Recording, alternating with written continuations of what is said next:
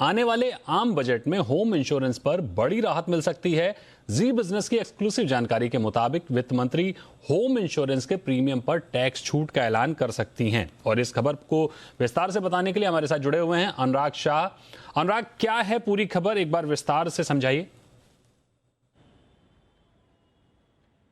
देखिए, insurance sector से जुड़े कई सारे जो ऐलान हैं उनका बजट में होने की संभावना है और एक जो बड़ी राहत देने की जो कोशिश हो सकती है बजट में कि जो आप होम इंश्योरेंस लेते हैं, जो अपनी प्रॉपर्टी का इंश्योरेंस कराते हैं, तो उसका जो प्रीमियम पे करते हैं तो उसके अंदर जो है इनकम टैक्स में आपको छूट मिल सकती है 25,000 रुपये तक की। ये एक अलग सेक्शन के जरिए भी दी जा सकती है या फिर मौजूदा जो सेक्शन है उसमें लिमिट बढ़ा के दी जा सकती है 80D के।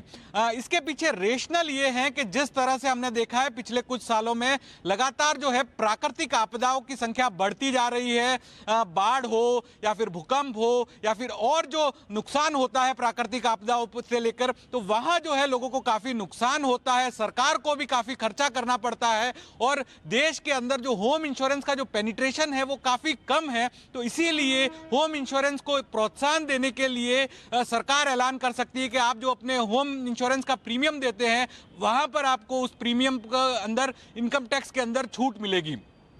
इसके पीछे और भी ये वजह है कि जिस तरह से हमने देखा है कि बजट के अंदर ये उम्मीद की जा रही है कि लाइफ इंश्योरेंस के प्रीमियम के अंदर जो छूट की बढ़ोतरी हो सकती है और हेल्थ इंश्योरेंस के अंदर जो प्रीमियम है वो चुकाया जाता है उसका डिडक्शन में भी बढ़ोतरी हो सकती है। तो होम इंश्योरेंस के अंदर जो अगर छूट मिलती है तो जनरल इंश्योरेंस कंपनियों के लिए काफ़ी बड़ी राहत होगी और जिस तरह से होम इंश्योरेंस लेने वाले लोग हैं उनको भी एक तरह का प्रोत्साहन दिया जाएगा। अभी जो है IRDA की तरफ से 3 नए प्रोडक्ट जो है वो लॉन्च किए गए, स्टैंडर्ड प्रोडक्ट लॉन्च किए गए हैं जो घर खरीद होम इंश्योरेंस SME से जुड़े हुए प्रोडक्ट है जिनका मकसद भी ये है कि होम इंश्योरेंस को ज़्यादा से ज़्यादा बढ़ावा दिया जाए।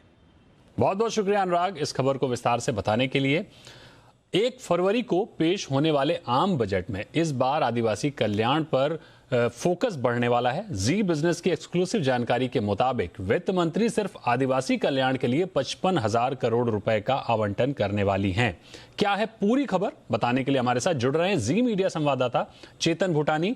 चेतन, बताइए क्या है पूरी खबर। 55,000 करोड़ काफी बड़ी रकम है, वो भी आदिवासी कल्याण के लिए। तो जाहिर सी बात है कि सरकार का फोकस अब उन लोगों की तरफ ज्यादा है जो विकास की रेखा से बाहर थे।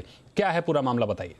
जी, आपने बिल्कुल सही बताया कि भारत सरकार का फोकस क्लियरली बजट में सोशल सिक्योरिटी पे रहेगा, ट्राइबल सेक्टर के लिए रहेगा। आदिवासी मंत्रालय को सीधा लगभग 50 से 55,000 करोड़ मेरे सूत्र बता रहे हैं मिलना लगभग तय है। लगभग मैं अच्छी खबर बता दूं, जो आदिवासी मंत्रालय के लिए इनफैक्ट ट्राइब कंपोनेंट जो होता है, शेड्यूल्ड ट्राइब कंपोनेंट एक बहुत अहम पार्ट होता है ट्राइबल मिनिस्ट्री का। उसमें लगभग पूरा आवंटन 1.5 लाख करोड़ रुपए का लगभग 2021 में हो सकता है। बाकी कुछ मंत्रालय जो सिग्निफिकेंटली कंट्रीब्यूट करते हैं ट्राइबल सेक्टर के लिए, ट्राइबल सेक्टर की ग्रोथ के लिए, उसके लिए काफी ज्यादा एलोकेशन इस साल डेफिनेटली होएगा।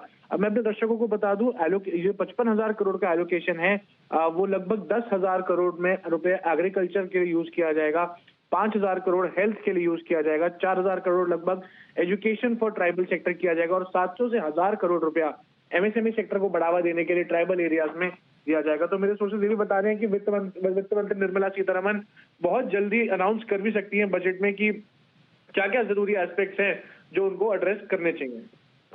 बहुत बहुत शुक्रिया चेतन इस खबर को विस्तार से बताने के लिए। यानी जाहिर है कि आदिवासी कल्याण के लिए एक बड़ी योजना सरकार लेकर आ रही है।